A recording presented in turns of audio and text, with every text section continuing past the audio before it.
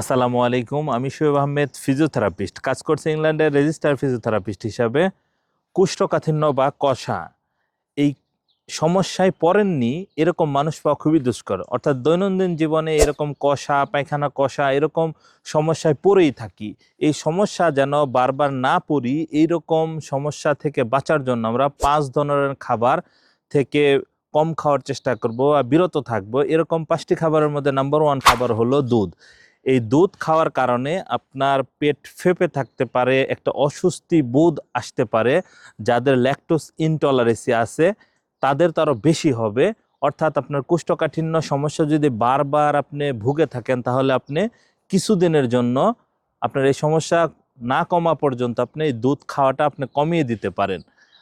2 number হলো যে খাবারগুলোতে fibre কম থাকে, এরকম নাম্বার 1 খাবার হলো গরুর মাংস, খাসির মাংস, অর্থাৎ ফ্যাট জাতীয় যে মাংস জাতীয় খাবার। এই খাবারগুলোতে সাধারণত ফাইবারের পরিমাণ অনেকটাই কম থাকে, যার দরুন এরকম কোষ্ঠকাঠিন্য বা কষার প্রবণতা এই খাবারগুলো আরও বাড়িয়ে দেয়।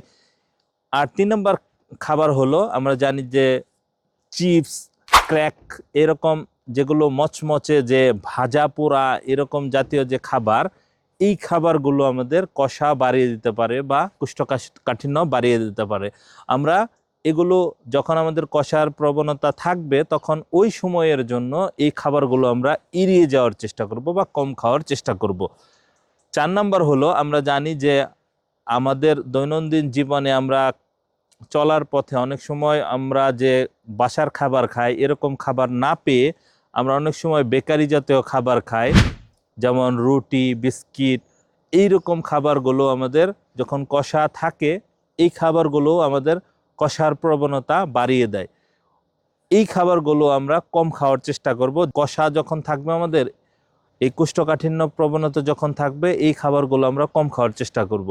5 নাম্বার হলো কাঁচা কলা। এই কাঁচা কলা যখন আমরা খাবো, তখন আমাদের কোষ্ঠকাঠিন্য থাকলে এর মাত্রা অনেক গুণ বাড়িয়ে দিবে। অর্থাৎ এই কাঁচা কলা যখন আপনার কোষ্ঠকাঠিন্য থাকবে, তখন এই কাঁচা কলাটা কমিয়ে দিবেন। তবে আপনি পাকা কলা খেতে পারেন, সেখানে প্রচুর পরিমাণে ফাইবার আছে, ভিটামিনস আছে। সেই পাকা কলা আপনার জন্য সমস্যা, উদ্রেক বা সৃষ্টি করবে না। তবে কাঁচা কলাটা আপনি এড়িয়ে যাবেন। এই খাবারগুলো আপনার দৈনন্দিন জীবনে অবশ্যই খাবেন। তবে যখন আপনার এই কোষ্ঠকাঠিন্য বা পায়খানা কষা হয়ে যাবে, তখন আপনি ওই সময়ের জন্য কিছুটা কমিয়ে দিবেন। যখন নর্মাল হবে, তখন সব খাবারই আপনি খেতে পারবেন। তবে আপনার ব্যক্তি বিশেষে এটা নির্ভর করে। আপনি খেলেই হুট করে বেড়ে যায় যদি, আপনি তাহলে এগুলো একেবারে কমিয়ে দিতে পারেন। এর অল্টারনেটিভ খাবার হিসাবে আপনার পছন্দের তালিকায় অন্য খাবার রাখতে পারেন। আশা করি আমাদের এই তথ্যবহুল ভিডিওর মাধ্যমে আপনি উপকৃত হয়েছেন। এরকম তথ্যবহুল ভিডিও পেতে আমাদের চ্যানেলকে লাইক, কমেন্ট, সাবস্ক্রাইব করতে পারেন।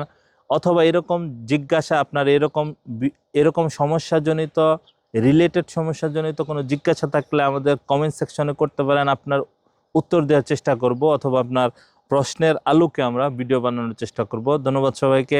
আসসালামু আলাইকুম।